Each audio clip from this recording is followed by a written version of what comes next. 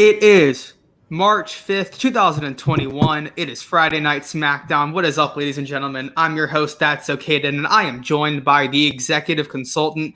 EC, how are you doing on this Friday night? I'm doing quite well. I'm energized. Just got a chance to watch yet again another solid episode of Friday Night SmackDown. Hey, I'm ready to talk about it. Yeah, well, you want to get right into it. Let's get into this. So we started out the show. So we started out the show here with a Daniel Bryan promo. EC, why don't you take over this promo? I mean, he came out here. He had a lot of fire. He had a lot of determination. He was talking about the fact that he wants to main event WrestleMania again. He's been taking a back burner to everybody for the last couple of months because he wanted to be a full-time father. But since he knows this is his last run, he wants another shot at it. Now, if you watched Talking Smack last week, which I watch Talking Smack every week because it's a great show, it's pretty much the same thing that he said. He talked about the fact that he had a test a couple years ago. It said he had no ambition, but he has ambition. He's going to utilize his ambition to beat Roman Reigns, who comes out, interrupts him, and say, "Hey, guy, I usually open up SmackDown. What are you doing?" Anyway, long story short, he started talking crap. Daniel Bryan was about to talk crap. Jey Uso grabbed it, walks around, then tries to attack Daniel Bryan, but Daniel Bryan throws him out the ring. That's how your first segment ends. Kaden, I know you probably didn't see it. What are your thoughts when it comes to this? Are you excited about the fact that we're going to get a steel cage match tonight between Daniel Bryan and Jey Uso? Main event, Jey Uso. See, this is actually a really good storyline. This works perfectly as about 4 or 5 weeks before we get into a full kickoff for 2 weeks in between Fastlane and WrestleMania for Edge and Roman. I mean, Daniel Bryan is one of those guys that even if he didn't win the Elimination Chamber, he could be in this spot. He's a legit contender no matter when. And I really like this. This works really well. This gives Daniel Bryan probably one of his last runs that we're going to see him do. He might have one more after this. I could see Daniel Bryan versus Roman Reigns kind of going throughout the summer, and then that's how they kind of get DB out of here because he's probably done in a year or two. So I'm interested in this. Hopefully that when they have this match at Fastlane, that it'll be really good. So I'm intrigued. Perfect words here. Daniel Bryan stumbled over his promo. It's the same promo as last week, but just too long. Like I said, he showed a lot of fire. I was impressed by it, but a little long. He's been going to Edge's school of promos. This is the A Show, and that's absolutely right, ladies and gentlemen. This is the Unpopular Review SmackDown review episode. That's okay, executive consultant. Please make sure that you like, love, and share this to all of your wrestling timelines and groups, as well as subscribe to us if you watch on YouTube. Hey, this is the A Show. That's okay. And the executive consultant, if you have anything you want to say, you want to go ahead and bring your point out, put them in the comments. We'll read your comments on air. I like active audience members so we can talk about SmackDown, what a world we live in the world of wrestling. That's okay. Then what else we got going on in the world of SmackDown? Well, real quickly, I'm going to say this. One little problem I had with this beginning segment is that it took 2 segments. So they probably went 25, 30 minutes before we even got past this. And I don't love that. I don't love that they're repeating some things as last week. I want to see these people get on TV and have some good matches. I mean, I would have preferred those 10, 15 minutes be used for a little bit of a longer match between Montez and Corbin. But moving on to our next segment, which actually is, we have Montez Ford taking on King Corbin. So right here it was supposed to be Street Profits taking on King Corbin and Sami Zayn in a rematch, but King Corbin came out and said that he refuses to tag team with Sami Zayn since he's a singles competitor, and he challenges the Street Profits to a singles match. Something interesting here that I laughed at a little bit was Michael Cole basically said, okay, so as long as the majority of people in the ring want to have a singles match instead of a tag match, you can do it, which I found to be a little funny. I liked the story here, but it's another issue I have, right? That's them taking a little dig at themselves. They know it's ridiculous. Yeah. This ain't go with us. Okay, go with us. What we're doing here. So you set up these authority. Yeah, you set up the authority figures of Sonya Deville and Adam Pearce, and yet you completely throw it out the door a second later. I have a little bit of problem with that. So we got a singles match here between Ford and Corbin. I did not have high expectations going into this. I actually thought it did exactly what it needed to do, and I thought that it was one of the, I guess in terms of its role, I thought it was pretty good in its role. I didn't think that Corbin needed to win. I thought it would have been a little better to have Sammy's crew cost Corbin again and Montez Ford get the victory, especially if you're going to go Dirty Dogs and Street Profits. But EC, what do you think about this? I like anytime King Corbin is on my screen and he wins. I think King Corbin is a tremendous talent. So I was perfectly fine with him being Montez Ford. I didn't want to see another tag team match. So them splitting it into singles matches made a lot of sense to me. Now, unfortunately, this is not the first time they've done this angle. They like doing this when there are two tag teams feuding with each other. They'll have a tag team match, then they'll have a single match, and they'll have another single match until they have the blow-off tag team match. So this is nothing new. But my problem with this, and forgive me for getting away a little bit, and I'm going to say this, and then I'm going to read Mike Rick's comment because I have to take a break just to read Rick's comment because it's so long. But here's the thing. The problem I had with it was two victories from the most devastating move in wrestling history. Shout out to Simon Miller. But the surprise roll-up because of distraction. I didn't even see both ends like that. I think King Corbin could have got the win on his own without it, but I understood for storyline purposes why I did that. I'm going to let you say what you have to say while I catch my breath so I can read Mike's comment here. Hold up. Well, we want to see you when you talk. We want to see you when you talk. Go ahead. Yeah. I'm sorry. I criticize them for making this kind of throwing out the book of an enforcer or an authority figure and letting them kind of book their own matches, but I actually thought this fit perfectly. I complain a lot about when they do this kind of thing where the tag teams just go into singles matches week in, week out, and that's how they kind of build a tag team feud. I think it's overbooked a lot and they use it so much, but this one made a lot of sense. Corbin didn't want to team with Sami Zayn, so he created singles matches. I really actually enjoyed the storyline of this. The only issue I think is that I just don't think Corbin needed the win if you're going to have Montez and Dawkins go into a tag title match. I don't want to see them losing, but besides that, that's the only real issue I have with this segment. All right, let's go ahead and do it now. Mike Riggs, Mr. Mike Riggs says, Chris Harris, I'm so very proud of Daniel Bryan because he wanted this main event inside of a steel cage versus Jey Uso and Daniel Bryan. Won the bout. I hope at WrestleMania 37, Daniel Bryan will do anything, and I mean anything, to become the new WWE Universal Champion. But on the other hand, Roman Reigns sure is a fighting champion, and I have respect for him and Daniel Bryan, in my opinion. Very good opinion by Mr. Mike Riggs. Derek Mitchell said, is it me or Bobby Lashley and Keith Lee the only black wrestlers that doesn't have a stereotypical gimmick? To a certain extent, I do have to agree with you on that.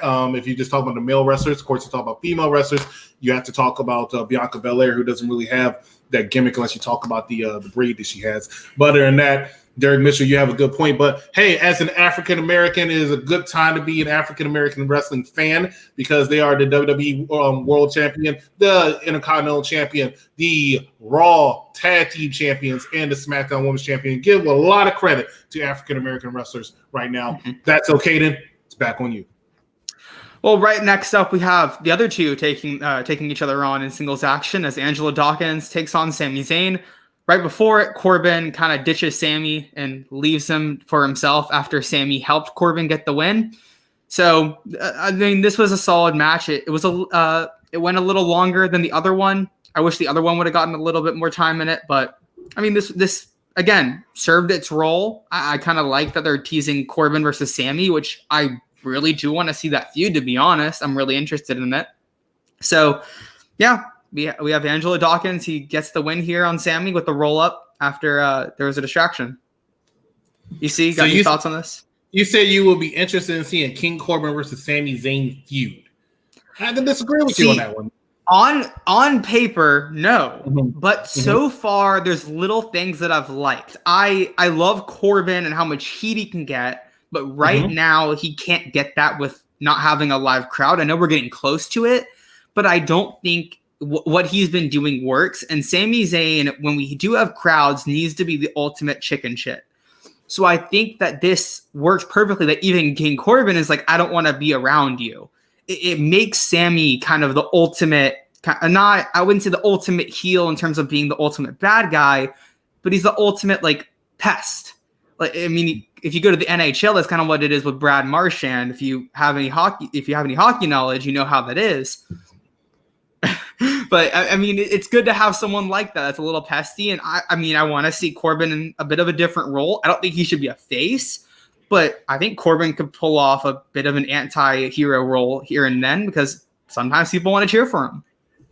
Oh, I always want to cheer for King Corbin. King Corbin is great. Ladies and gentlemen, unpopular review. Go ahead and make sure that you subscribe to us. And you go ahead and drop these comments. I'm always interested in these comments. Here's a comment. Mr. Mike Riz says, that's okay. I still can't believe that Adam Pearce went to WWE NXT this past Wednesday and screening Dakota Kai and Raquel Gonzalez since I was watching the bout. And I wish that William Regal would send out another NXT referee to restart the bout. We'll talk about that a little bit later, unless that's okay to wants to address that now.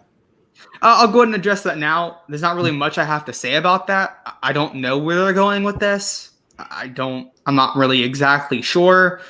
I mean, we'll get to what their tag team title match, the women's tag title match is at Fastlane, and I'm not loving this division. There's some news that came out from the dirt sheets, of course, so take it however you want it.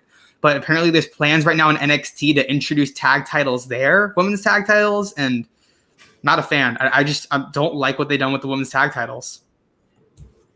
I actually like what they did with the women's tag titles, because when the women's tag titles came out, a lot of people were going to be skeptical. Like, oh, no, because it's the women's tag titles. They probably weren't going to give it any kind of respect. But women's tag titles has made them in multiple pay-per-views, and they constantly, especially the last 3 or 4 champions, they're constantly on Raw and SmackDown and show up on NXT. They give these women's tag titles a little bit of respect. It's like they feel like the two of the most entertaining people in the women's division are usually the women's tag team champions, and they give them that clout to be able to go to Raw, NXT, and SmackDown. And what they do is, especially NXT, because it's more of a special feel because it happens so few and far in between. So I actually appreciate it. Now, I'll talk more about this once again later, but I don't necessarily see why Nia Jax and Shayna have to go against Bianca Belair and Sasha again. I thought that was a little strange. But, like I said, I'll talk more about that because I want to talk about that. Derek Mitchell says Corbin Zayn, true heels, not trying to be the cool heels. I completely agree with you. Derek Mitchell. Elvis says, I can't read that comment, but respect to you. Mr. Mike Riggs, on another subject, I hope Biggie is 100% again because he was just helping his friend. Then Mr. Cruz attacked him from behind with the steel steps, and that was absolutely uncalled for. Mr. Cruz knows it. Wasn't necessarily from behind. And Charmaine says, hello, Mr. Mike Riggs. What do we have next here on SmackDown? All right, so we got a quick little backstage segment where Carmella fires Reginald. So Reginald is no longer her sommelier at the end of this. And next up, we got a match, Dominic Mysterio versus Chad Gable. I don't know when this happened, but I guess I missed this. I looked away for maybe 5 minutes, and I missed this part. So EC, you want to take this over for this match? Did you see any part of it? I did not even know this was on the card. I don't know how I missed this. Like I was watching, and somehow I just did not see it. You didn't see any entrances. You didn't see the backstory. Nothing. No. When was the last time? What happened? When was the last time you saw any of these two on screen? They were on last week because the Mysterios have been taking on the Alpha Squad the last 2 weeks.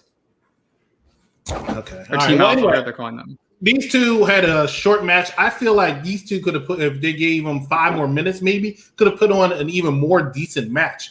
Dominic Mysterio, I think, is a really good athlete. I mean, he's been wrestling and training in wrestling far longer than most people give him credit for. He's been training since he was 15. He's like 23 now. You know, he knows how to put on a good match. He knows how to get it done in between the ring. Chad Gable is somebody that WWE really respects. You people might think that they don't because he doesn't get any significant views or anything like that, but it's basically because of his height. The man is a talent in the ring. As far as in-ring skills, the only person I say can rival him is in his prime, Kurt Angle. Chad Gable is a tremendous athlete, and these two went in there and they put on a good match. The only problem with it is that it ended once again with a roll-up out of nowhere. But besides that, it was a good match. Otis tried to get in the ring. Rey Mysterio kicked him through the ropes and then ran, and they did that spot with WWE like so much, where 2 people are looking into 2 people inside the ring that they just screwed over, blah, blah, blah, blah. But I'm looking forward to this match, and I want to talk about it. I really think this will end up being a fatal 4-way for the SmackDown Tag Team Championships at WrestleMania. Mm-hmm. With the Mysterios possibly walking away, your new tag team champions, and I will be happy to see it. I really would. Yeah, I mean, I think Gable probably should have gotten the win here over Dom. I'm not very happy about that. I mean, I love Gable. I think Chad Gable has a very high ceiling. I still hate that he cut his hair. But Chad Gable is phenomenal. And if you want to build this team up between Otis and Chad, you got to give him a few wins. I don't think Dom really needed it, although maybe he did. I mean, they've been losing 2 or 3 weeks in a row.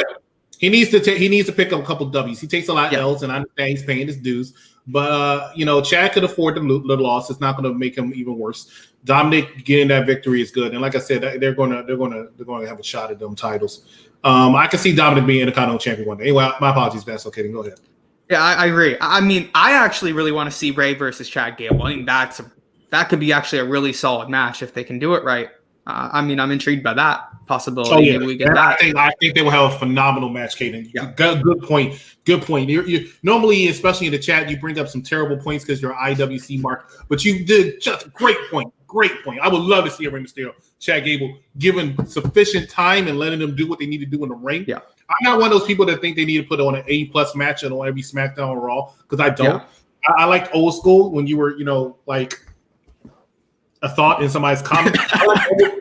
I like old school where Raw and SmackDown you have two people wrestling in a match just to help get stuff over, but the actual real match was on pay-per-views. That's what I miss, and that's what I would like to see. Ray beat Otis. I agree. Chris, does Dominic Mysterio remind you of a young Dustin Rhodes when he started in WWF in 1989 and moved over to WCW?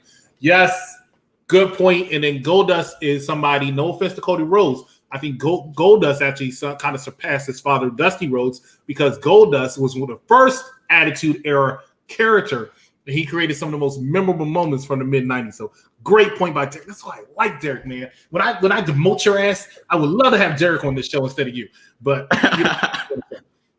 Chris looking good. That's right, man. High definition. Congrats. Shout out to Charmaine, who is now one of our Patreon people. I don't know what else to call them, but Patreon people. So shout out to Charmaine. Great to see you on the show. Clifton Brown says, I can see Dominic Mysterio and Rey Mysterio will be a great tag team champion together. I agree. Not long term, but for the short term interim, I wouldn't mind seeing that. Yeah.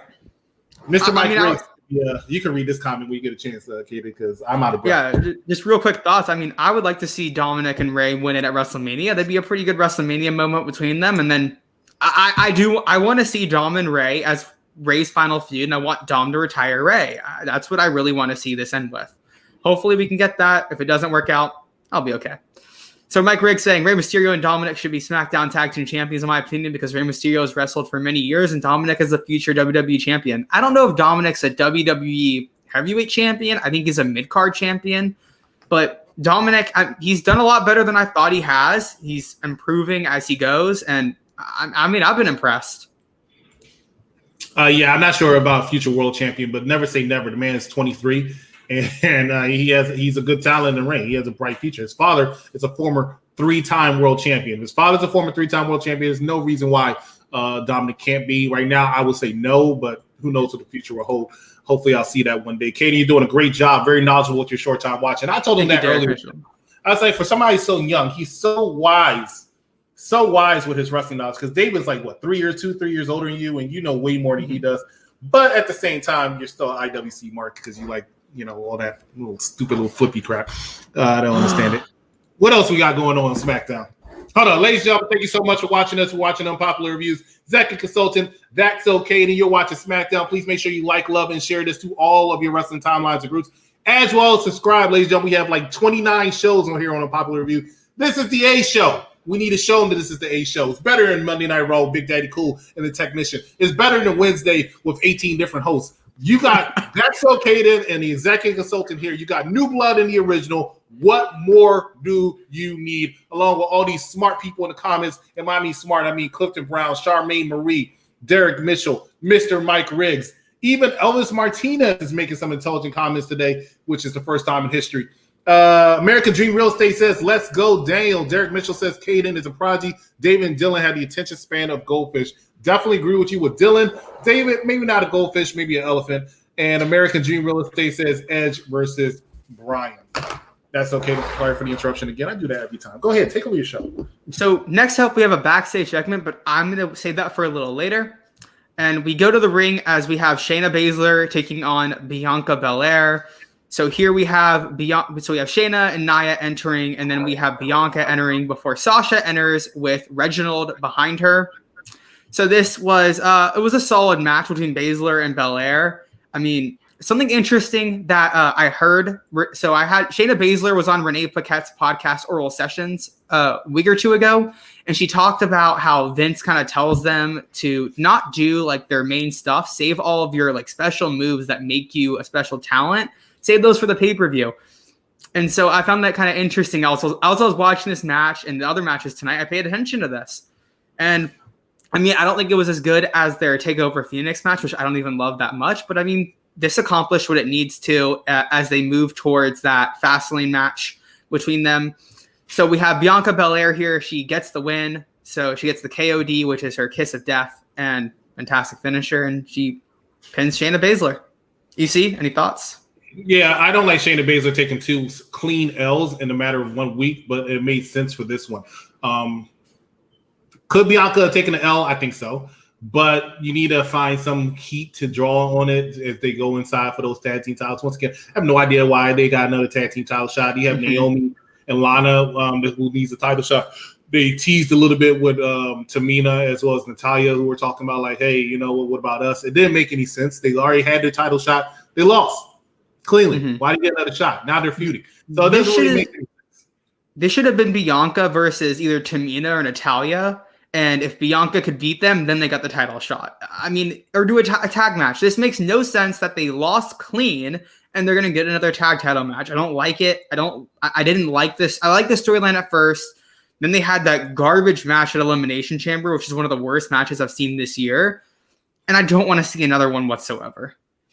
I'm actually a little bit surprised they're doing this because I thought they were going to win the titles at Elimination Chamber. They did not win. So I thought it was going to be a short feud. It was just something to help build the storyline going into WrestleMania. But I mean, have you changed your mind? Decide you want to go that route now? I don't know. I'm a little confused. I mean, but hopefully they'll make it make sense because I think the women's tag team titles are also going to be in a multi-man match at WrestleMania. I mean, the only possibility I see with them doing this is that they do actually have Sasha and Bianca win it to get Shayna Baszler and Nia Jax into the feud over the Raw belt with Charlotte. Because what I'm seeing right now, it looks like Asuka's not going to be ready by WrestleMania due to her head injury, and I think she has one other injury as well. So they could be trying to get these belts off of them as soon as possible, so they can have a triple threat at WrestleMania, and then they could have Sasha and Bianca lose the belts at TakeOver, which is on that Thursday right before WrestleMania, and then they have their Mania match. Yeah. Well, you already know my predictions for Mania and that Raw Women's title, so you know, be prepared. Are you still going with Rhea Ripley versus Charlotte? I still think it's Rhea Ripley versus Charlotte. I still think that's your way to go. See, it's becoming more and more of a possibility due to Asuka's injury. I still say that Lacey Evans was going to win the Raw Women's title from Asuka at Elimination Chamber, and then she was going to drop the title to Charlotte, and then Rhea Ripley was going to come and challenge Charlotte for that title. I'm telling you, that was the way it was going to happen. They're just taking a detour. Well, so, I mean, what I just mentioned, the NXT TakeOver, I mean, they just announced that we're going to have NXT TakeOver. It's technically not announced, but if you go to unsubscribe from the WWE Network, it tells you what their next shows up are. So that week of WrestleMania week, we're going to have Raw on Monday. We're going to have AEW Dark on Tuesday. Also on Monday, we're going to have AEW Elevation. AEW Dark on Tuesday, Impact on Tuesday. I believe NWA is back that Tuesday. Wednesday, we're going to have AEW. Wednesday, we're going to have NXT. Thursday, we're going to have NXT TakeOver. Friday, we're going to have Friday Night SmackDown. Saturday, Sunday, WrestleMania. Monday Night Raw, AEW Elevation. Tuesday, Impact, NWA, AEW Dark. Wednesday, AEW. And NXT. Unless they decide to move, unless they do move NXT to Tuesdays, in which we're going to have 4 wrestling shows on Tuesday. I mean, those 14 days are going to be slam-packed with wrestling shows. I feel you, Zoe. You know what? I don't know what's more impressive, all those wrestling shows that's going to be on, or the fact that you remembered all of that. Because you should have had it written down to remember all that. I can't remember all that. That was incredible. Not a single thing I had written down. That was all from my brain. Well, that's impressive because the only thing I know is WrestleMania Saturday and Sunday. Well, let's get moving on here with SmackDown. Hold up. I want to read this. Charmaine knows a wrestler who is AEW Dark. That's impressive. I thought you were impressive when you mentioned all those shows, but the fact that she knows a wrestler who is AEW Dark is style dark. Jonathan Hamilton says, I think Tessa Blanchard will debut around Mania. What are your thoughts on that? I still don't see them signing Tessa Blanchard. I think there's too much bad negative connotations around her name. I've heard that she's a sort of cancer in the locker room, and I don't believe AEW should sign her, even though I think it would help AEW's women's division so much to have a talent like that. I don't think AEW should sign her, and I sure as heck don't think WWE should sign her. Tessa Blanchard might be one of those people who show up on Sunday. She has had a Hall of Fame career, so she can definitely be one of those people. Clifton Brown says Asuka's a great WWE Women's Champion, and she's a Grand Slam champion. Why are they trying to take Asuka's Raw Women's Championship from her? She is a good champion. She's a Grand Slam champion. She's one of the greatest of all time, in my opinion. If you talk about greatest women wrestlers of all time, Asuka needs to be in that conversation. However, in this month, in this year, it's not her time. She can drop that title, I think. She's had a great year last year, but just like Bayley. Bayley's my favorite female wrestler right now. It's not her time. This right now is truly the age of the NXT women's wrestlers. They need, I mean, it's similar to what they did back in 2016 whenever they introduced the new women's title and got rid of the divas. I mean, that's what they needed to do, right? They got to bring in these NXT talents since they have so many fantastic talents down there. And you got to kind of start to move some people out of that division. This is an easy one. It'll be Jade Cargill, easily. Jade Cargill is my next ex-Mrs. Harris. I never said Bayley was my next ex-Mrs. Harris. I'm just a huge fan of her. Yeah, I don't want to call my girlfriend out at all, but I showed her Jade Cargill's entrance, and we were both just lost in it. Jade Cargill. You're too young to be talking about that on here. Let's see. Derek Mitchell says Tessa Blanchard and Mark Scurll are both nuclear right now. And Mike Riggs says, in the smallest comment Mike Riggs has ever said, I still can't believe that Paul White is on AEW wrestling on TNT, but it's what's best for business. I still think that Paul White wanted to wrestle a few more times, and WWE was like, look, we'll have you 1 or 2 matches a year, but you ain't wrestling more than that. And I think Tony Khan said, here's what we're willing to do for you. And Big Show said, so it's on the dotted line. Yeah, I mean, speaking of girlfriends, there she is. But I mean, I kind of like Paul White. Go ahead. Sorry, I'm gonna leave this comment up because I want to say what I'm going to say, but you were talking, so go ahead. I like Paul White being in AEW. I mean, no matter what you say about AEW signing these former WWE guys, and he's older, I don't think he has a lot left in him. I don't think it's about what he has left in him in the ring. It's about what he has left in him to help backstage. These younger guys who don't have that TV knowledge, they haven't been in WWE at all. They're coming from the indies. These are the guys you need. And that's why I actually think that's the reason why he's there. And you hit the nail right on the head again. You know, it'd be so funny, and I'm sure your girlfriend understands. You speak so intelligently, and you say so many smart things. Then you open your mouth and you say something crazy like Switchblade is going to be at the Royal Rumble. Anyway, so this is your girlfriend. One day you need to just bring her on and let the world meet your girlfriend. That's so Kaden, and that's so Ashlyn. It'll be perfect. Zoli says Tamina and Natalya need a shot at the Women's Tag Team Championships. I agree. Big Show is the mole, according to American Dream Real Estate. Mr. Mike Riggs says, Kaden have respect for Tessa Blanchard because in PCW Ultra Arena, in my opinion, the best PCW Ultra Women's Champion, in my opinion. Wow. Derek Mitchell says NXT women have done better than the male tag team brought from NXT to the main roster. That's true. Only people I agree. that I might disagree with is the Street Profits, maybe. Charmaine Marie says, I don't want to see Daniel Bryan versus Edge. Roman and Edge is a money match. I agree. I love Daniel Bryan. He's a good wrestler, but I don't think Daniel Bryan will win a fast lane. He will not. And at WrestleMania, I don't want to see Daniel Bryan versus Edge, but I do want to see that match somewhere down the line. Ashlyn, I'm not going to butcher your last name, darling, but agrees with me, says that he really does. And she knows. Yes. Derek Mitchell says Paul White is known commodity since 1995. 100% accurate. People who don't understand what the world of wrestling is now knows the Big Show. Not Paul White, but they know the Big Show. All right. And Jonathan Hamilton says, I think it'll be Paul White versus Shaq soon in AEW. He's always wanted that match. And Shaq actually showed something. He earned my respect. He took a bump. I said I like celebrities when they show up, but they need to take a bump. Don't just come out here and beat up wrestlers. Always understand this, right? Paul White, though, is still WWE. I know he has a shirt that says no more BS. People like, oh, he's bigger shots. No more BS, no more Big Show, but it's a good tagline to sell some merchandise. Yeah. Please understand, Big Show will be back in WWE.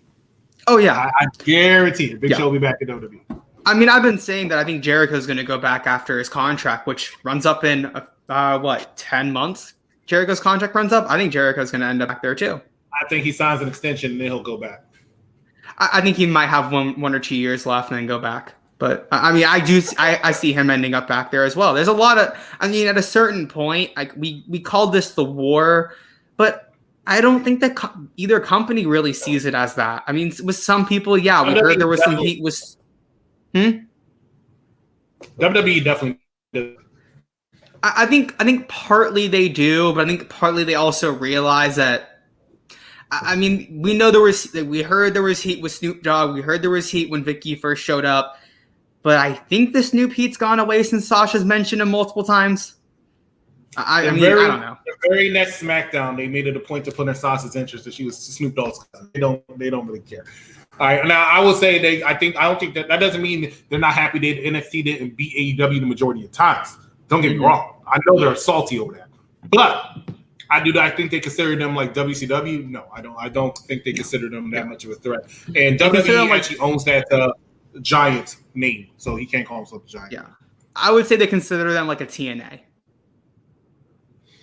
Decap rant. I will put the wool. I don't even know how to say the phrase, but I'll just be upfront with everybody. Decap rant is no longer a part of Unpopular Review Friday Night SmackDown edition. We have moved Decap rants to Monday Night Raw, so you can find Dylan on Monday Night Raw from this point on. We wanted this to be the A show, and Dylan was not working out for the A show. Okay. I listened to SmackDown review, but Jade Cargill was the star of that match. Jade Cargill is the star anytime she gets on my screen. Even she's one of the only people I follow on Twitter that doesn't follow me back, because I don't follow. If you don't follow me back, I don't follow you on Twitter. WWE, I'm talking to you. I don't follow you. But Jade Cargill, I will follow you anywhere you want. That's not going to be stalkerish. It's going to give me a restraining order. Let's see. Jericho will Hall of Fame. That's it. Possibly, but he'll be back. Hey, what's up, guys? Smokey Skull, 24/7 champion. Michael Okada, man of a lot of words. Zoli says Paul White said that this Sunday we get to tune in because it's a future Hall of Fame that's going to be at this Sunday's AEW pay-per-view. Yeah. We'll get into that a little later. We'll talk about that later. Mike Riz says Paul White to me is a legendary big man who has won a lot of world championships, and now that he's on AEW on TNT, I think he will need a big chair made for him to be an announcer's table. In my opinion, Mr. Mike Riggs, I'm going to give you your own segment called "It's My Opinion." If you ever join Patreon, we're going to run a small commercial break, and we're going to come back and want to finish talk about SmackDown, ladies and gentlemen. Stay tuned. Small 20-second commercial break. We'll be right back. I would keep myself. I would find a way. Logan, you still have time.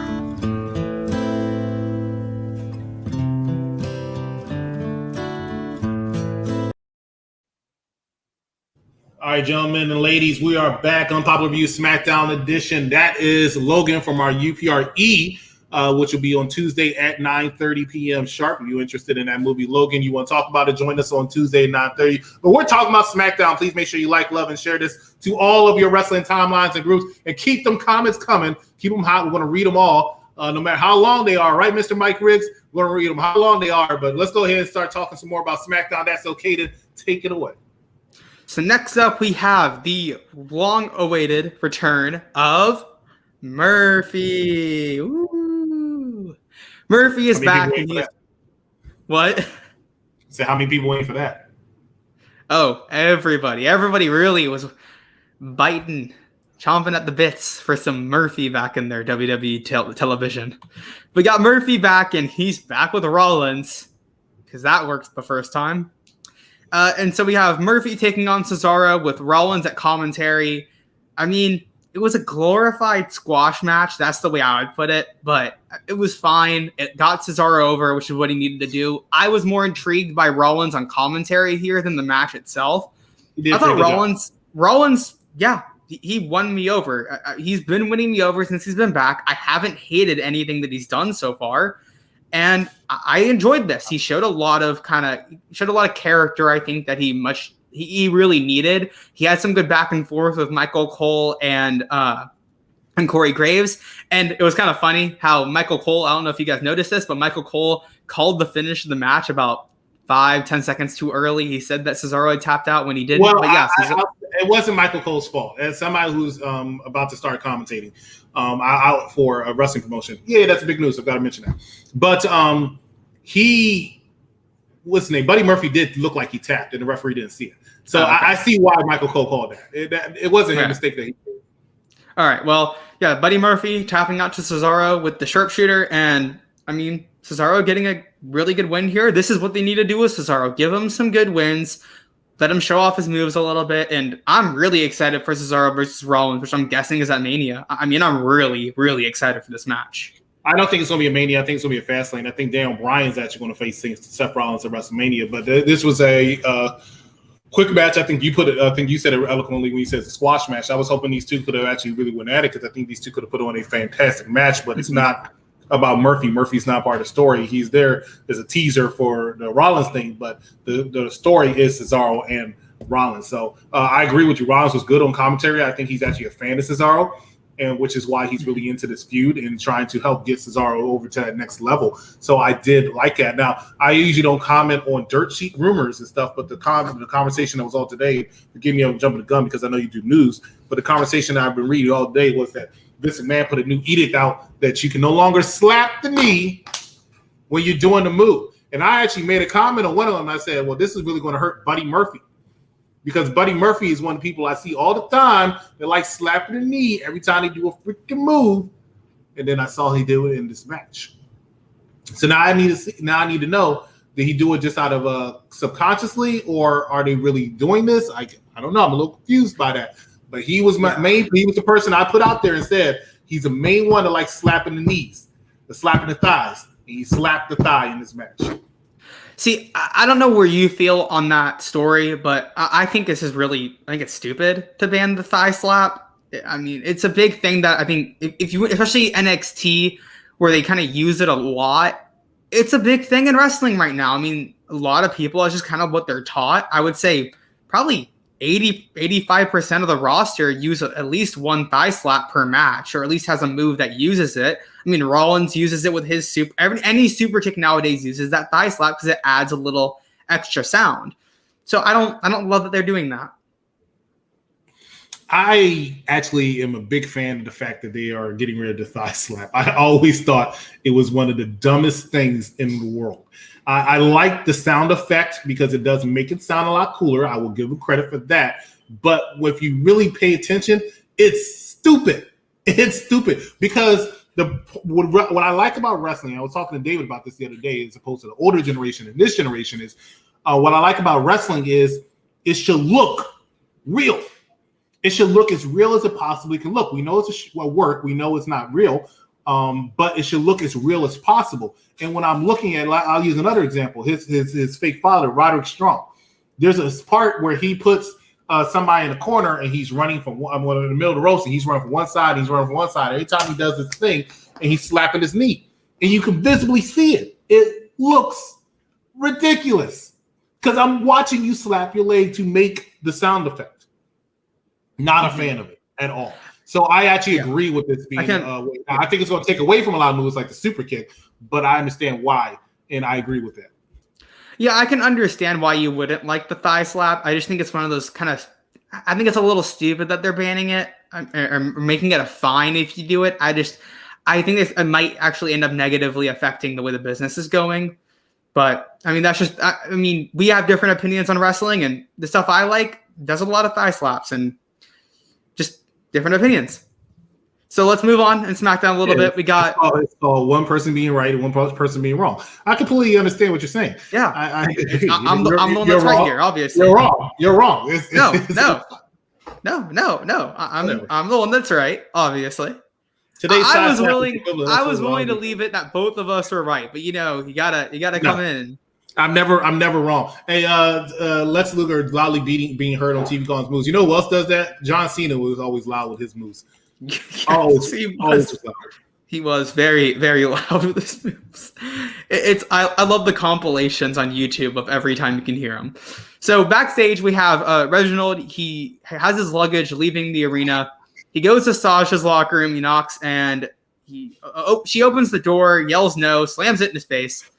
And as he's leaving, Nia and Shayna are there. Shayna's kind of messing with them and taunting him a bit. And then Nia calls him cute.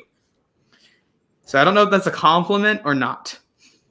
It's something that I'm intrigued to see. I was intrigued by that as well. To see. I'm like, okay, all right. is another feather in the cap. It's another layer added right now to this storyline that I'm intrigued to see. Reginald and Nia could end up being really comical. Yeah, real good. I mean, the best comparison I have to that is with Indy Hartwell calling Dexter Lumis cute and writing all of the love letters to him in NXT. I mean, I'm intrigued by that too. I kind of like things like this. Oh yeah, I'm really fascinated to see. So I want to see where this is going, and maybe this will help, or maybe this is actually where the whole point of Sasha and Bianca getting another match.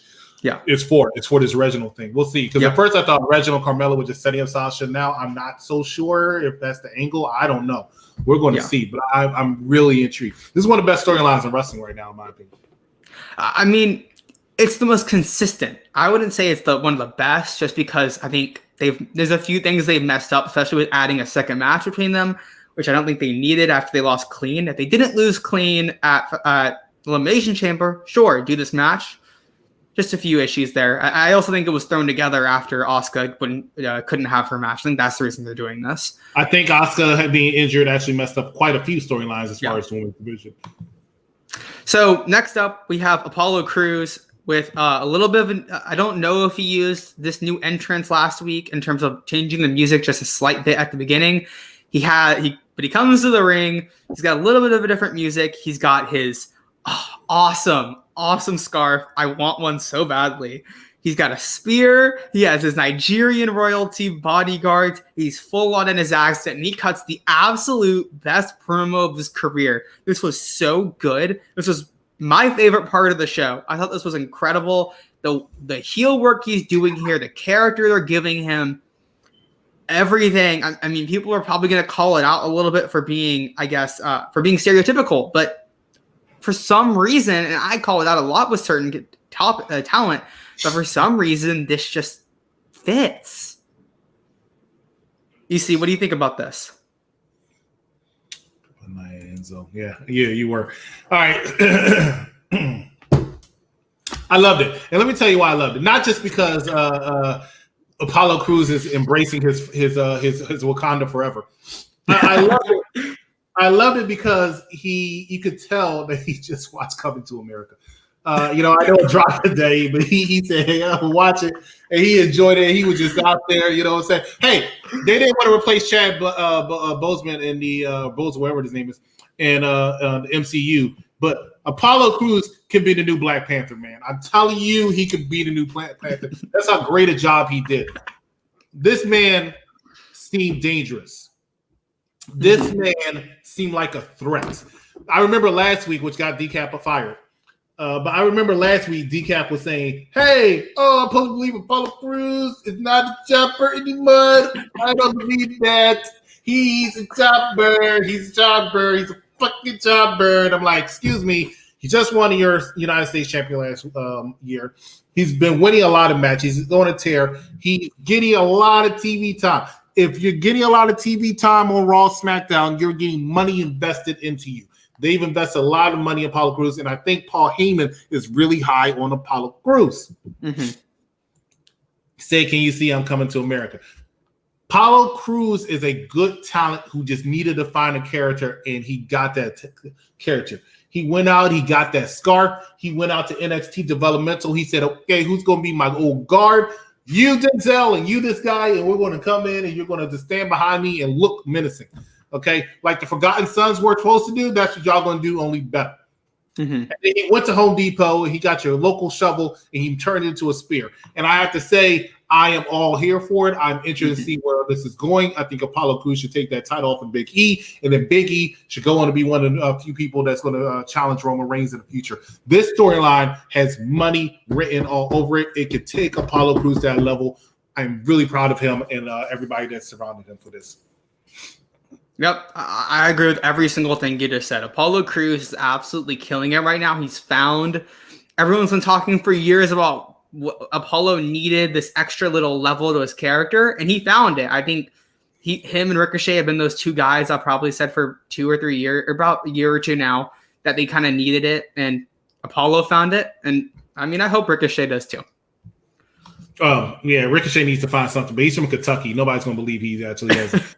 But I will say this: if if Big E comes out back next week, if Apollo comes out one more time, does the same kind of promo, the Big E comes, interrupts him, and then he goes, "Oh, whoa, we don't do that here." Apollo Crews will become my new favorite wrestler. Damian Jones says, "Wish Apollo would have built that character up before they put him in the Intercontinental program to make it more convincing. He had to get there. He had to find a way to get there. This is the way to get there. Yeah. I'm all here for it." What we got next on SmackDown? So next up, we have a backstage segment where Bayley is doing a little bit of a new segment on Ding Dong Hello. They're testing it out where she's, instead of doing mean tweets, she's reading sweet tweets, which are good tweets that show her in a positive light. Positive. I like it. She reads two. The one was the first person that wrote in, I believe the name, it was the role model with some random numbers, and Ellen DeGeneres 1 or like 1, 2, something like that. And then she reads the final comment and she didn't like it. Something was on there that was wrong. And so she angrily leaves through the Ding Dong Hello door. Good work here. I think I have a feeling they're trying to get Bayley into that level to have her host WrestleMania this year. As well, she should. I don't know who actually was the one that said it, but when they said it, I said that's actually the perfect role for her. She should not be on the show. She shouldn't be thrown in a random Royal Rumble, Battle Royal. She shouldn't be thrown in the tag team title mix. She doesn't need to be in the SmackDown title mix, but she will be very entertaining as just the host. And she deserves to be as the host because she has such a phenomenal year. I will be more than happy to have that happen. I think it will be one of the greatest WrestleMania moments of all time with her being the host. So go ahead and give it to Bayley. And as far as the segment, I mean, it was quick, it was short, but it was entertaining. It keeps Bayley relevant. Thumbs up. Yep. Last up, we have our main event of the evening as Daniel Bryan takes on Jey Uso in a steel cage match. So we got Reigns ringside here in his chair a little bit. He interferes a bit here. And, I mean, to sum it all up, we have Daniel Bryan taking the win in the steel cage, and he gets his match against Roman Reigns. There was one spot that really stood out to me throughout this whole thing. That's the main takeaway from this is they hit a Samoan drop from almost the top of the steel cage. That looked painful on Daniel Bryan. That thing, he looked like he was in legit pain, and it was badass. That was my main takeaway. I loved that move. EC, how do you feel about this main event and Daniel Bryan taking on Roman Reigns at Fastlane in 2 weeks?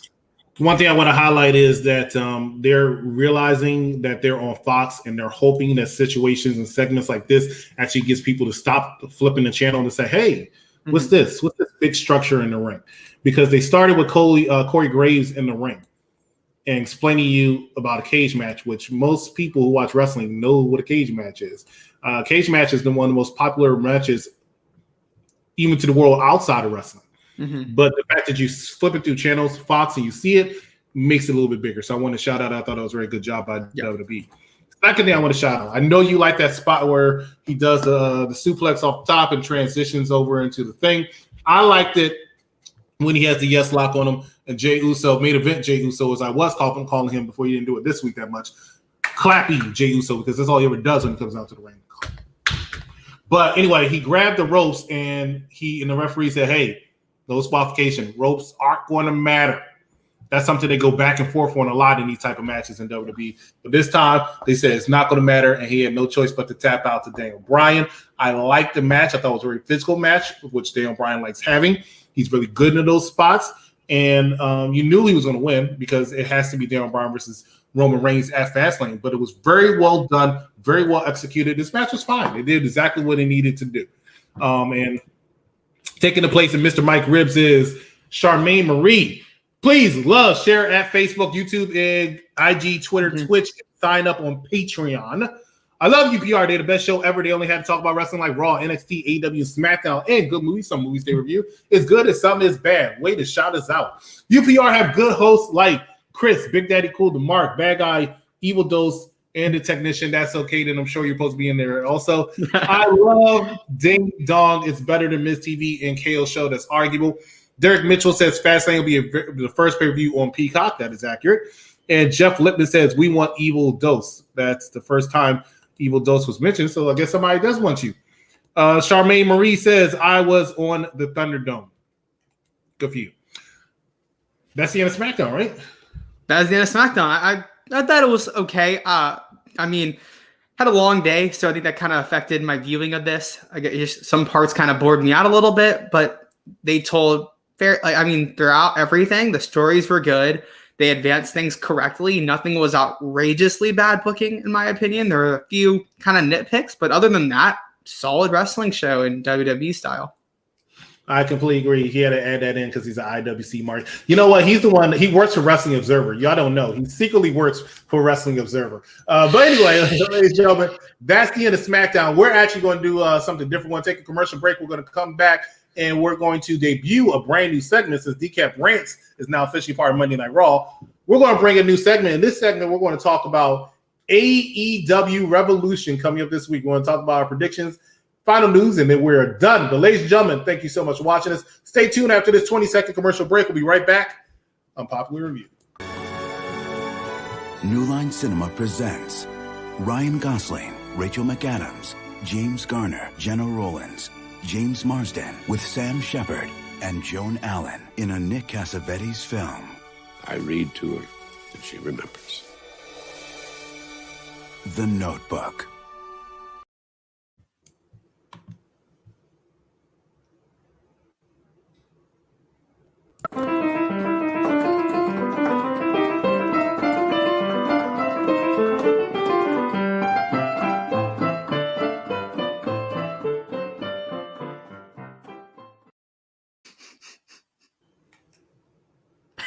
You know, I want to let everybody know because I know the concern. They're like, the Notebook, Chris? Really? The Notebook? Yes. On Thursday, Cedar Superior is making us watch The Notebook and reviewing The Notebook. And I'm trying to get out of it so badly. I'm contacting my lawyers. We're reviewing my contract. And right now, we can't find a loophole. But if I can get out of that movie, I will get out of that movie. No man wants to watch The Notebook. Makes no sense.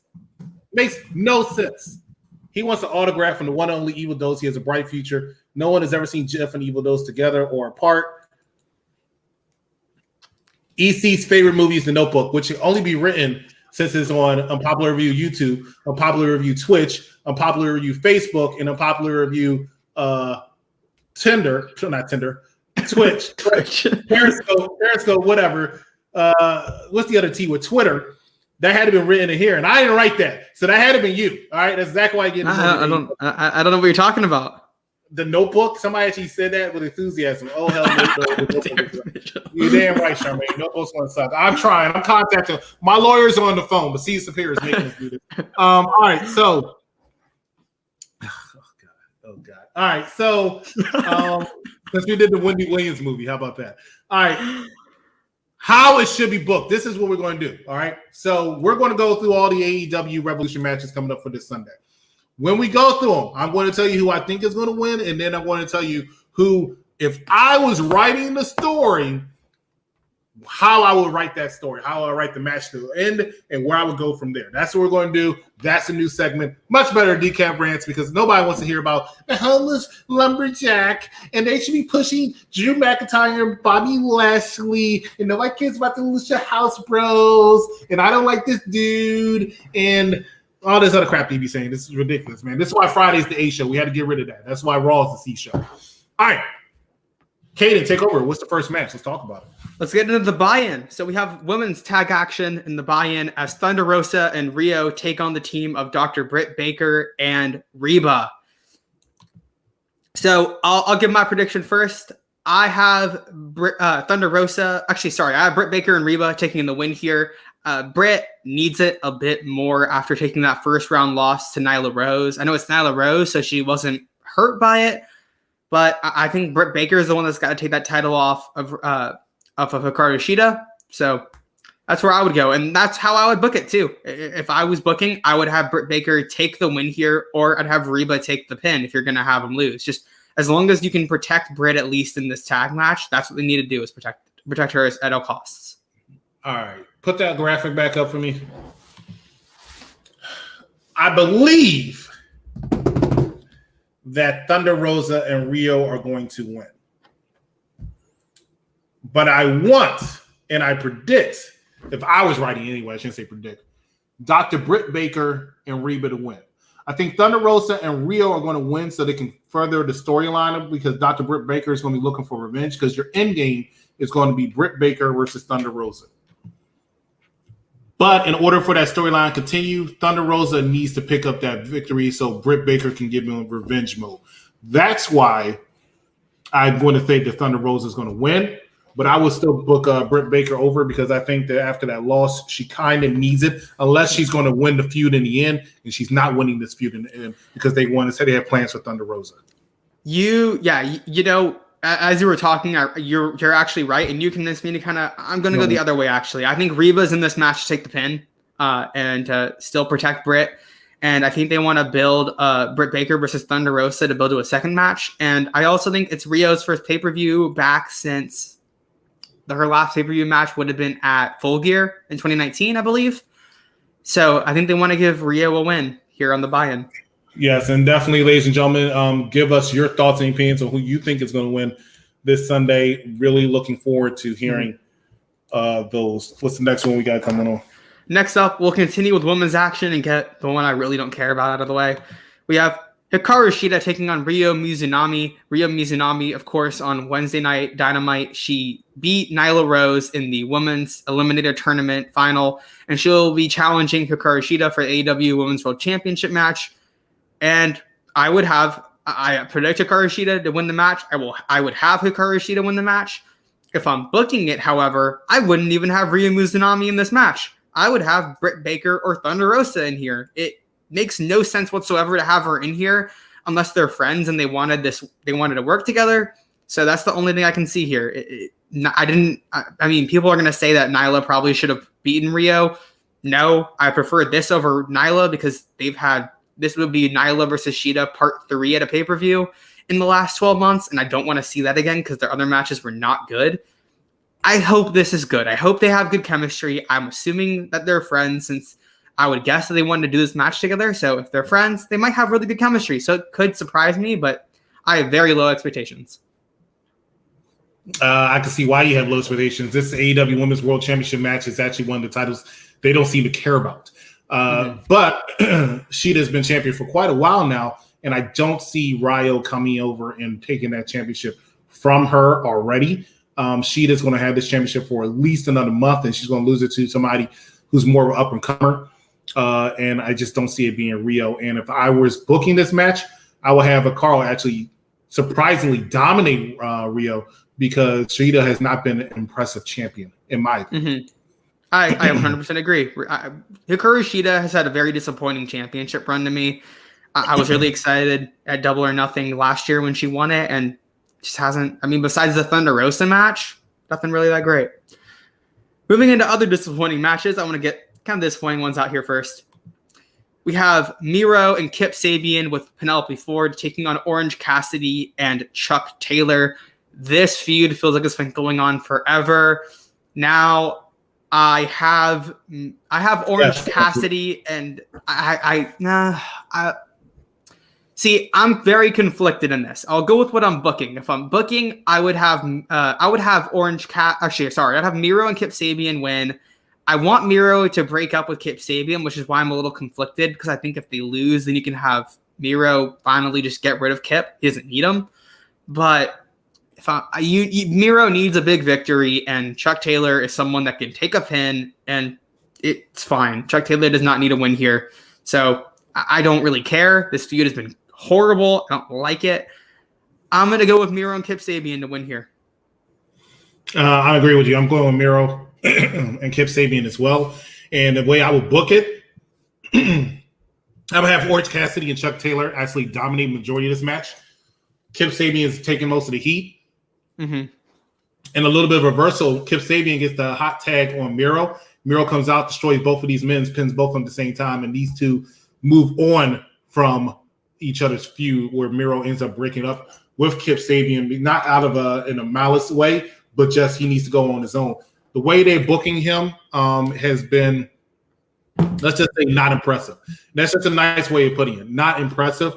And I think that Miro has all the potential in the world to be a main event star in AEW. I think WWE, he was floundering a little bit. I think he's a good talent. I don't know if he was actually really a main eventer. People always say, well, Rusev Day. Hey, one of the things I've always said about Rusev Day, even during that moment, Rusev Day was made and became more popular because of Aiden English. When Aiden English and Rusev broke up, it was not as popular. Mm-hmm. So he kind of needed Aiden English to get that gimmick over. Besides that, I mean, he's decent in the ring. He's a good talent. Main eventer, no, but in AEW, he can be a star. And right now, I don't know what he's doing, and I kind of blame him for it more so than anybody else. I think he's actually liking it because he gets to go out there and be goofy, and I think that's how he is in real life. I'm only saying that from what I've seen on his, Lana's Instagram, his Instagram, all the other stuff. But that's how it would go. Miro and Kip Sabian for the win. Yeah, we got next. I agree. So next up, let's go into the big money match as Matt Hardy takes on Hangman Adam Page, and this one's pretty simple for me. I think Hangman Adam Page will win, and I think Hangman Adam Page, if I'm booking it, should win. Matt Hardy should simply not be. It's really easy. He should not be beating any young talent like Hangman on a pay-per-view level. I think he shouldn't have beaten Sammy Guevara when he did, and it was not good. And he should not be beating Hangman. Hangman, I think he's having this solid redemption arc here that's going to build him up for Kenny Omega. And I think this is where you start it. You have Hangman take out Matt Hardy, continue this kind of thing with the Dark Order, and then we can eventually get to Kenny Omega versus Hangman Adam Page. I can somewhat agree with you there. I think Hangman Page needs to beat Matt Hardy. I think he will. If I was booking it, I would have him beat Matt Hardy to the point. No, actually, I'm sorry. If I was booking it, I would actually have Hangman Page lose to Matt Hardy. And here's my reason why. I would have him lose to Matt Hardy and then have another match where if Hangman Page beats Matt Hardy can only manage and not wrestle anymore. Matt Hardy is a good talent, but it's not his time anymore, and he needs to realize that. What's keeping Matt Hardy around is Matt Hardy. He does not want to have – he has such a high off of the delete thing, broken Matt Hardy era. He wants to relive that one time before he retires. It's not going to happen. I'm sorry. You can transition to a manager role and be successful in that, kind of like Michael P.S. Hayes did with you and your brother when the Hardy Boys first formed. But that's the angle you need to go. So I would actually have Hangman Page lose to Matt Hardy just so we can end Matt Hardy's wrestling career. And Hangman Page would be a good person to end it, in my opinion, where he can move on to do bigger and better things, even though I still think he's a mid-carder at best, but he can still do better things. And Matt Hardy can go whisper in the wind. I mean, and the one thing I'm going to disagree with you on there is saying there's a mid-carder at best, and it's just, for me, it's based off of the reactions that I've seen Hangman been able to pull with a crowd of 15 to 20,000 people in terms of how hot the crowd gets for him. And that's the only reason why I would say that. I don't think he's anything special in the ring, but I mean, fans love him. So I want to see Hangman kind of get some heat here. I don't see it. This was a good analogy by Derek. I mentioned though, Aiden English was to Rusev, what Ricardo Rodriguez was to Alberto Del Rio, because when Alberto Del Rio and Ricardo Rodriguez broke up, Alberto Del Rio was never the same. Mm-hmm. Alberto Del Rio is one of my favorite wrestlers in 2010, 2011, man. I love that guy. Could not do any wrong. With Ricardo, I used to rock the scarf. Because it was so great. It was like, Alberto! Oh, it was great. I love it. Right, well, let's get into our trio of tag matches here. So we have, first off, we have the Casino Tag Team Royal. This is something I'm interested in. Now, I would think this would be on the buy-in since they've been putting a lot of their Battle Royals on the buy-in, but I have a feeling there's a surprise entrant. Now, I don't know if that's a New Japan team, an Impact team, someone they just signed. It could be a horrible entrant. I do think there's going to be someone that's a surprise, and that's why it's not on the buy-in. I don't think the surprise is going to win, but I think there could be a surprise. Now, winning this goes hand in hand with who I think is going to also win later on, but I think it could possibly be Private Party here, or Santana and Ortiz. Those are the two kind of options I have. So if I'm booking, I would have Private Party, not because they're fantastic, but I think it makes a little bit more sense storyline wise.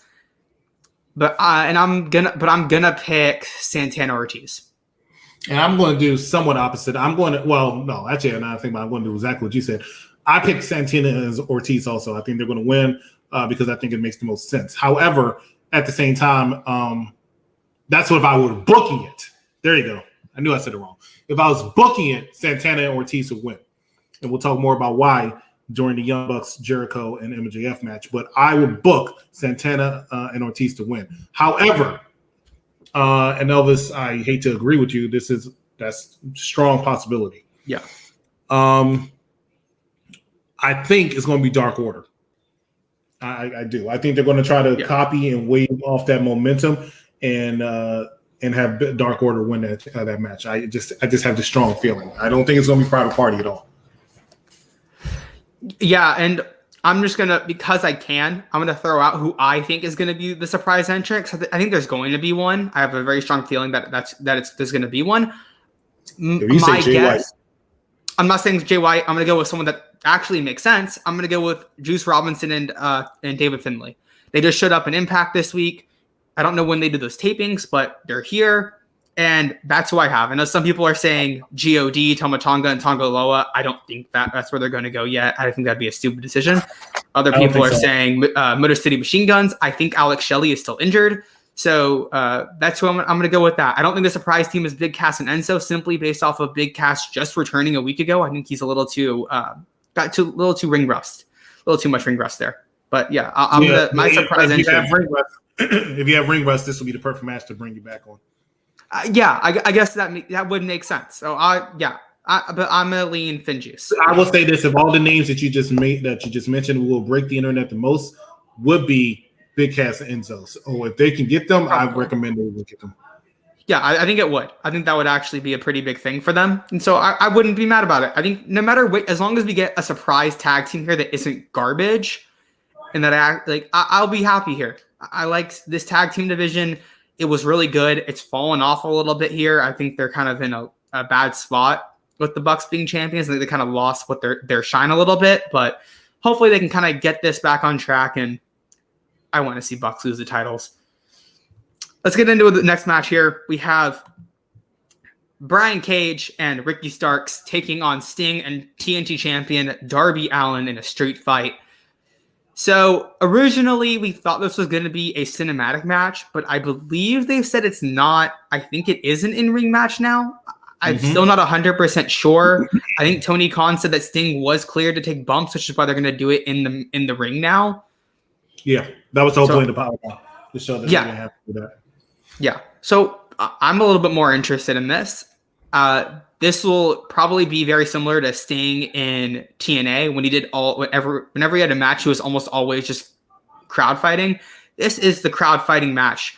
I mean, this is supposed to be kind of more to get them out in the crowd. And I mean, this is going to be okay. But I think Sting and Darby Allin will win. And that's how I would book it as well. I would have Sting and Darby Allin win. Darby Allin is your champion. You've already had Brian Cage and Ricky Starks have their feuds with Darby in singles action, and you don't need it anymore.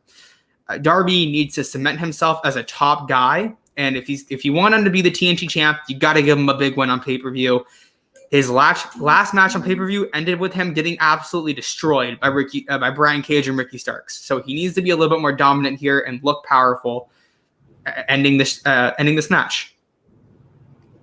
You're absolutely right. Sting and Darby Allin is who I will book to win, and Sting and Darby Allin is who I think is going to win. They have to win. That's just how it is. # fire tags, since I see Just in the comments. But it just makes the most sense to have Sting. Sting is still your arguably, and I know people want to argue me with this, but Sting is your most popular wrestler in AEW. He's there to put eyes on the product and to put younger talent over. Now, him beating Brian Cage and Ricky Starks, obviously, is younger talent, is not as you're like, hey, this is not going against what you're saying. The story is not Brian Cage or Ricky Starks. They have bright futures of their own. The story is Darby Allin, and Sting needs to have Darby Allin put himself over by winning this match with Sting's help. So I definitely see Sting and Darby Allin taking this victory. Yeah. So to finish our little trio of tag matches right there, we have the AEW World Tag Team Championship matches. Chris Jericho and MJF take on Matt Jackson, Nick Jackson, the AEW World Tag Team Champions, the Young Bucks. I do not want to see this match. I am dreading this. They've had, in my opinion, I think the tag matches the last few shows have been pretty solid. I don't want to see this, but I guess we're getting it. So, but I think this will be okay. It's going to serve its purpose. It's going to be I would assume it might be a little bit more of a story-driven match than previous Young Bucks matches, a little bit more slow. Since Jericho and MJF, that's the way they wrestle a little bit more. Is a lot more kind of trying to tell a story in the ring. So I would assume that's where they're going to go a little bit with this. So I'm interested, but so I'm booking this as Young Bucks are booked to win. In my opinion, I would book them to win. They need it. They need the win here. And I'm also going to say that the Young Bucks will win. It doesn't make sense for them to lose to Jericho and MJF. I want Jericho and MJF to have a falling out, or to have the Inner Circle have a falling out here. And I think it just makes sense. Chris Jericho and MJF are definitely going to have a falling out, but it's not happen anytime the next 2 months, I think. I think the Young Bucks are going to win this match. However, if I was booking it, I would actually have Chris Jericho and MJF win the AEW World Tag Team Championship right here. I think, and I'm not just saying this because I'm not a fan of Young Bucks. They suck. But Chris Jericho and MJF, their story, I think, will work very well if they get the World Tag Team titles also. It gives them something to do until Sammy Guevara comes back. And when Sammy comes back, that's going to be around the beginning and the end. But when MJF, when MJF turns his back on Chris Jericho and takes over the Inner Circle, that's your end game. But to get us there, I think they could use those World Tag Team Championships. So I would book Chris Jericho and MJF to win, but I think it's going to be Young Bucks. Yep. So let's move on. Next, we have another little where we have a surprise here as well. Face of the Revolution ladder match where the winner gets a shot at the TNT Championship. Now we have Pentagon. We have Lance Archer. We have Cody Rhodes. We have Scorpio Sky. This is not updated to also show Max Caster, who beat Preston Vance, 10 of the Dark Order on Dynamite this past Wednesday. And we also have one surprise entrant. Now, I have absolutely no clue who this is. I don't have any guesses to make. They haven't really advertised it that much, so I don't think it's anyone big. I would say it's similar to when Matt Sydal made his appearance. I believe it All Out was when he appeared. So I guess it's kind of like a mid-card guy, low-key jobber that's going to end up on Elevation or Dark. So I don't have a guess. So, but if I'm for who I'm picking to win, if Darby's your champ, I'm going with Lance Archer. That's who I'll pick Lance Archer to win. If I'm booking, I would pick Penta. I think Penta and Darby could have some really good matches that could build towards Pac and Darby eventually. And Pac and Darby could be like amazing. So that's where I'm going with that one. I think Cody Rhodes is going to win because Cody is just Cody, and his ego is going to make him win. He has nothing else to do right now. So I'm going with Cody Rhodes. But if I was booking, I agree with you. I would actually book Penta to win. And, that's a little biased because Penta is my favorite wrestler outside of WWE. So I really would like to see Penta take this W and go on to take the TNT title away from Darby Allin, even though it's not going to happen. Because, like I said, they're trying to build Darby Allin. But Penta's the best wrestler in the world, in my opinion. So I would give it to him. So I'm going to be biased. I'm going to be biased Chris right now. Do you have any guesses as to who that surprise entrant could be? The surprise entrant for this, or the surprise person Paul White was talking about? For this. I'm guessing they're separate people. No, I have no idea. Because it's like you said, it's not a big star because they're not building it up. So it's got to be like a mid-carder, like Evan Bourne. You mentioned him earlier, or somebody like that. And it's like they've had so many of these little clowns show up. I hate to call them clowns. They're not clowns, but I have nothing else to call them. They're just mid-level people that people kind of forget about until they show up. Mm-hmm. And then everybody acts like they were a fan for years. Like, you weren't even mentioning this guy a week ago. Like, get out my face. Yeah. So, it's going to be one of those guys, but that person's probably not going to win. It could be Billy Gunn for all I care. Where's Sonny Kiss? Why is Sonny Kiss in this match? I'm just trying to think through who it could be. Someone mentioned, I saw someone in the comments saying Jungle Boy is in there. It could be Jungle Boy. I don't think so, since they just lost. If you're thinking Impact, AEW likes having surprises so they can get somebody to say, "Oh my God, this guy just showed up in AEW." It's almost always someone that they hadn't announced signing before that they do that. So my best guess, it's someone that's not signed with the company. It could be an Impact person. And if I'm going Impact and people I'd like to see is, I would say Rich Swann, but he's the champ, so I wouldn't go with him. I would maybe say Chris Bay. Chris Bay I think he's actually a pretty solid talent. I don't think he'd pop that many people, but he's someone I actually really enjoy seeing and could be really good in this match. Well, Chris Bay is a talent. Ethan Page has also been mentioned, and Ty Dillinger. Yeah, that's a possibility. Yeah, Sean Spears, he did return this past week, so he could be the guy in that match. So I believe that is it, except the main event. So let's get into it. We have the AEW World Championship on the line. Kenny Omega, Jon Moxley, and an exploding barbed wire death match. There we go. I am so excited for this match. I'm going to Revolution on Sunday, and I am so excited to see these guys just destroy each other. I've never seen a exploding barbed wire death match, and I'm very excited for this. But if I'm booking, and who I think is going to win, exact same person, it's Kenny Omega. Kenny Omega should win. Moxley, I think this is to write him off for a little bit. I think he's going to go take a little bit of a break. Maybe go to Japan for the New Japan Cup, but that's the only guess I can have. I think Kenny Omega is going to beat Jon Moxley here. This is the rubber match between the two, and he'll take it, and Kenny Omega is going to continue his solid championship run. All right, yeah, I give it to you. 100% correct. There's no way they're going to get the title back to Jon Moxley. There's no point of it. It's not his time anymore. He needs to take a break. I agree with you. Go to New Japan for a while, Japan period for a while, and wrestle there, and then take a break and go to be with his wife. I know that's what a lot of people like saying. Oh, when my wife is pregnant, I need to go be with them for a while, which is not what they used to do, but that's what they do now. So fine.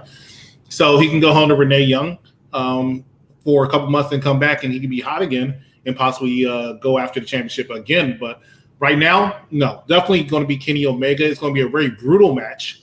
Since it's going to be Moxley's last match for a while in the United States, he's going to make it a memorable one, I'll say. And Kenny Omega knows how to put on a good match. Do I believe he's overrated? Yeah, I've said that for years.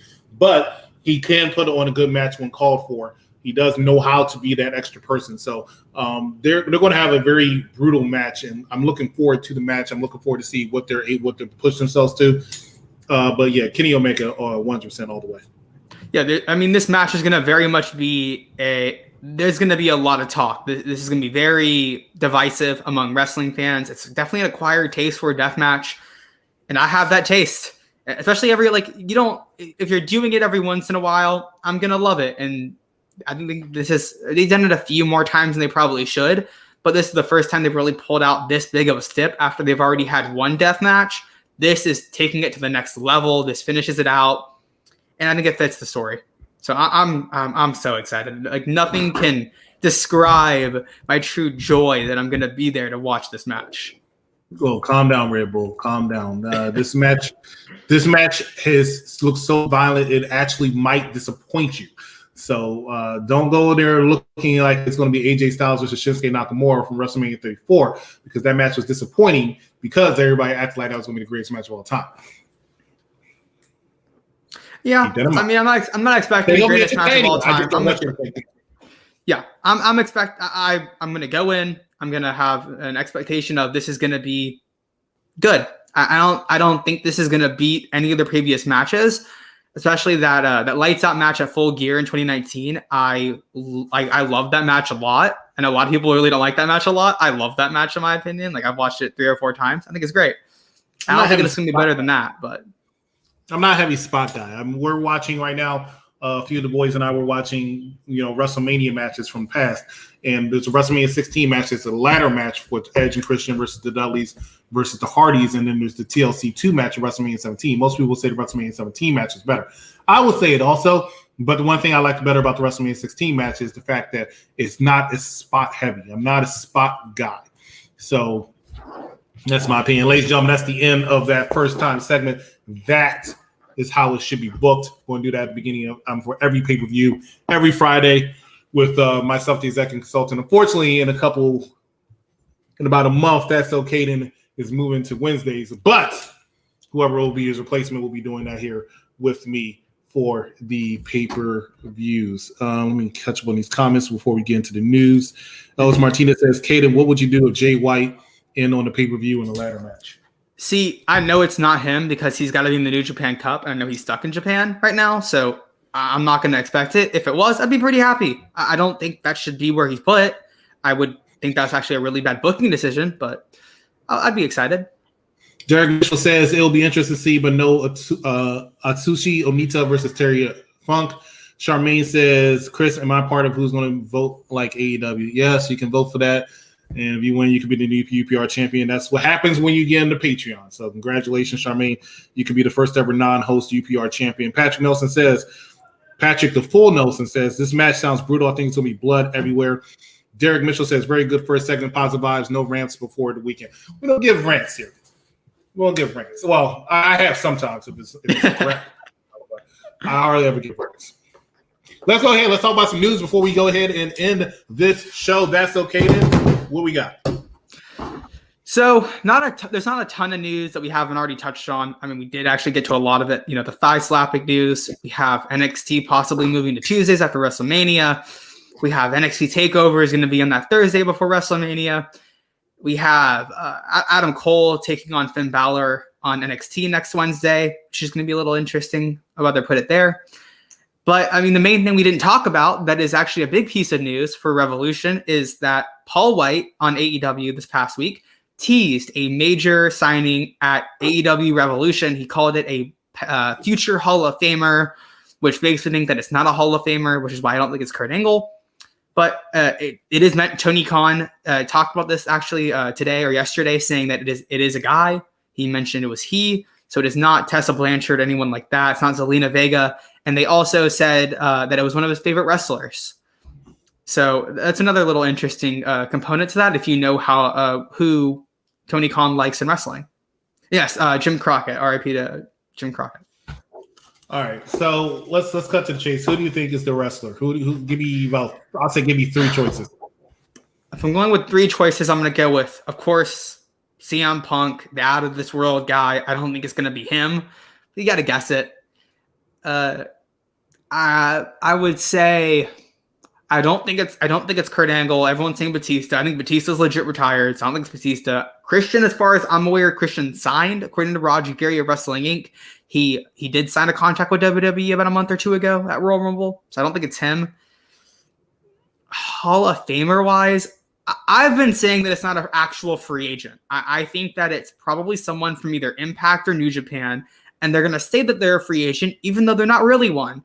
So, I mean, going back to Jay White, I don't think it's Jay White, but it could be someone kind of like that. It's a guy from New Japan that's pretty solid, or a guy from Impact, a guy from NWA. Maybe it's Nick Aldis, who's ditching NWA to come here. So if I'm going with my three, I'll go with CM Punk, I'll go with Nick Aldis, and I'll say Big Cass. All right. First of all, let's go ahead and tell you why you're wrong with all that. If they sign CM Punk, the best thing for them to do would be to advertise it. That's just my opinion. I wouldn't leave that as a surprise. You go ahead and you advertise CM Punk. I'm gonna change Big Cass with Brock Lesnar. Sorry. Okay. So big Brock Lesnar and CM Punk, I would have to make that known because it's going to create such a buzz. It will break the ratings or pay-per-view buys the first time you show them on the show. Okay, so you talk about that. So it's not going to be those two. You mentioned Big Cass, but you took him away. It's not going to be Big Cass because he said Hall of Fame worthy career. Big Cass has not had a Hall of Fame worthy career. Who else did you say? And then I said, Nick Aldis. Nick Aldis, yes. Nick Aldis has had a Hall of Fame worthy career, but if you're the way this has been a buzz about it, Nick Aldis is not big enough. He's known, but he's not big enough to be that name. He's had a Hall of Fame worthy career, but that's to us. They're trying to get fans on the product. So if they brought out somebody like Nick Aldis, where a lot of fans are going to tune in just to see, and it's Nick Aldis, they're going to be disappointed. That's not the person you're going to do. No, I don't think Brock Lesnar. It's not Heath Slater because look at Nick Aldis. Even though more people know him, they're going to be like Heath Slater has a very nasty injury right now. He can barely walk. Ryback will be in a ladder match if he shows up. Gigantic gig, Ryback or Carlito. Carlito's a possibility, but once again, I would say ladder match. But maybe Carlito. Carlito's a good throw for the ladder match. Sean Hernandez. Carlito in the ladder match would be huge, I would say. Yeah. RVD. So that's one of my picks. I would pick RVD, right? Because I can see it being RVD. I can see it being Christian, but you said he signed with something.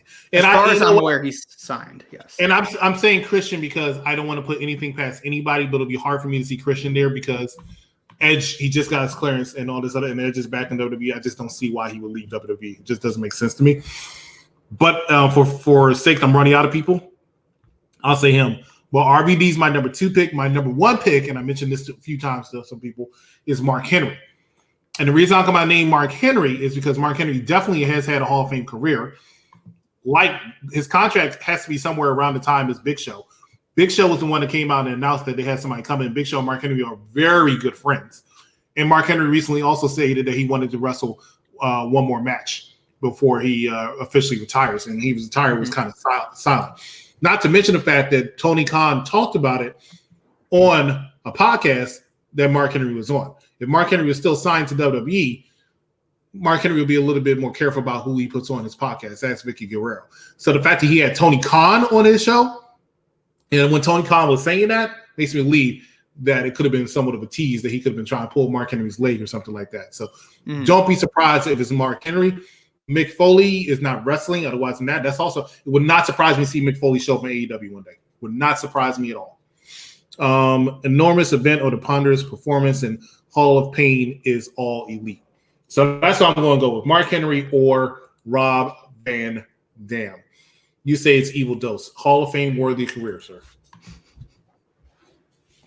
I mean, I'm more afraid that they gave us this big tease and it's gonna end up being someone that's disappointing. I hope it's someone good, that it's kind of worth it. I would say RVD is someone that I would be like. I think that's worth it.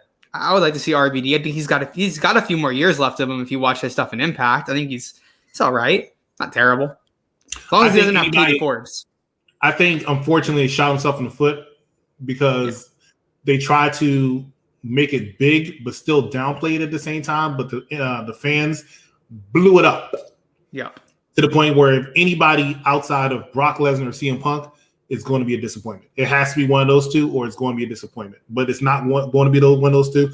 And I don't think they ever really intended it to be as big as it did end up being. But hey, you have to create buzz. The bottom line is this is what people are talking about. I guarantee a good portion of people will want to tune in on Sunday just because they want to know who the big name is. To get into it. So if you're not being talked about, you're not getting where you need to be. So good job to AEW for that. The one thing I'm going to challenge you on that is that I think they actually did mean for this to be as big as it is because they did it right at about 8:04. I think is when they made the announcement. So usually they like to use 8 o'clock right around there to do a big segment. And I mean, that's when they chose to do it. So I think they did intend for it. If it's not Brock Lesnar or CM Punk, it is not that serious. People saying John Cena are out. Like, you have no idea what you're talking about in wrestling. If you think John Cena or Batista is gonna, like, they're not. Batista is retired. He's said it multiple times. He's one of those true guys who you retire in wrestling. I asked Sting this actually at StarCast 2019, StarCast 2 for Double or Nothing, and he said no one's actually retired. And Batista said multiple times this week he is legit retired. He does not want to come out. He's retired. He doesn't want to wrestle. Batista's in Australia. Movies. He's making movies. He's actually doing a good job making movies, much better than I ever thought he would. And he always said that he wanted his last match to be with Triple H. That's the only reason he didn't have to come back. He wanted his last match to be with Triple H. He got his match. He's good. As soon as he had his match with Triple H, the very next night he said, "I'm retired." That's all he wanted. He does not want to come back and show up in no AEW, TNT or something like that. Don't expect to see him or John Cena. John Cena is, as far as I'm aware, he's still in Vancouver filming his movie or TV show. I think he's filming whatever that his character is in Suicide Squad. I think he's filming that TV show spinoff. And Dave Bautista is in Australia. The last time I checked, he was in Australia filming Thor: Love and Thunder. So I don't even think either of them are in the country. If they're a retired legend, I can see them showing up at AEW. AEW likes throwing out money for names so they can act like they're against WWE, but they'll be on Raw or SmackDown next week. So it's perfectly fine. It's not that much of a war. Angle, I can see it being Angle, but he's not. I could see. Even though I think he thinks he has another match or two left in him. You know, I read an article where he was doing some interview and he was saying, "Oh, I could have did this. I could have possibly been in World." No, you could. Your last run, look, Kurt Angle, you are one of my favorite wrestlers of all time. You really are. Love you to death. I was such a Kurt Angle mark. Your last run from 2017 on was depressing. Okay, was depressing. You could not move that well. You could not get up that well. Could you still do the German suplex? Yes, but it was not good at all. You needed to retire. Let it go. The best wrestling class ever is OVW, John Cena, Brock Lesnar, Batista, Randy Orton, Shelton Benjamin. That's arguable, but I will agree. That's okay. What else we have in the news, or are we done? That's it. All right, then take us home. Ladies and gentlemen, this has been Friday Night SmackDown. I'm That's So Kaden. He's the executive consultant. Thank you for joining us. Make sure you guys subscribe, like, whatever you're watching. If you're watching us on YouTube, like the video, share it with your friends. If you're watching on Facebook, Twitter, Instagram, Twitch, whatever you're watching on, make sure you go follow us. And even on YouTube, go subscribe. Subscribe, follow, and like. Make sure that you join us this Monday, immediately after Monday Night Raw. The technician, as well as Big Daddy Cool, bring you Monday Night Raw along with Decap Rants showing up starting this Monday. On Tuesday, UPR Entertainment brings you Logan, 9:30 sharp. See the Superior, James, as well as the Mark Victor Rodriguez and myself. Also on Tuesday, they have Black Lightning episode, usually comes out on YouTube.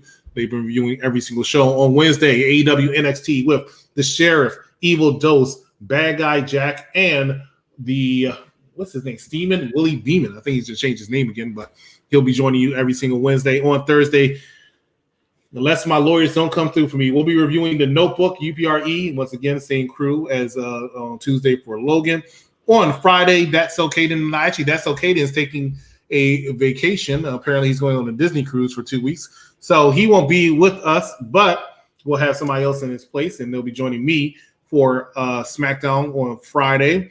And on Saturdays, WandaVision's over. So I just got one more episode that y'all did today, so right? we got we have one more week. We have next Saturday. There's not really anything. And then after that, we have the start of Falcon Winter Soldier.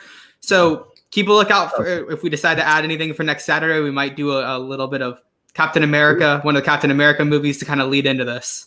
See, I just said F Chris because I could have sworn I didn't sign off on that, but that's fine. But that's fine. That's fine.